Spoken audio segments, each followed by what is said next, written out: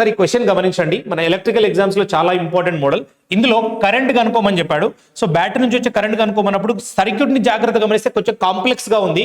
But ఇక్కడ short circuit ఉంది కాబట్టి ఈ రెసిస్టర్ అనేది మనకు నెగ్లెక్ట్ అవుతుంది. ఎప్పుడైతే అది నెగ్లెక్ట్ అవుతుందో మనకు సర్క్యూట్ ని రీడ్రా చేస్తే ఈ విధంగా అవుతుంది. సో ఇది జాగ్రత్తగా గమనించండి. ఈ 3 రెసిస్టర్స్ కూడా సేమ్ వాల్యూస్ ఉన్నాయి. సో వోల్టేజ్ మనకు 10 ఇచ్చారు.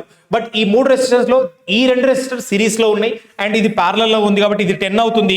10 దీనికి ప్యారలల్ లో ఉంది కాబట్టి అప్పుడు 10 into 5 divided by 10 plus 5 15. ఇక్కడ 3 అంటే 10/3 అనేది R ఈక్వివలెంట్. అప్పుడు I is equal to V by R కాబట్టి V అనేది మనకు ఆల్రెడీ 10 volts ఇచ్చారు. సో డివైడెడ్ బై 10/3 వేసుకుంటే మనకు ఓవరాల్ గా 10 into 3/10 అవుతుంది. సో 10 క్యాన్సిల్ అయినా మనకు వచ్చే వాల్యూ 3 amperes. సో ఇలాంటి డిఫికల్ట్ సర్క్యూట్స్ ను కూడా ప్రాపర్ గా అబ్జర్వ్ చేస్తే చాలా సింపుల్ గా ఆన్సర్ చేయొచ్చు ఈ విధంగా.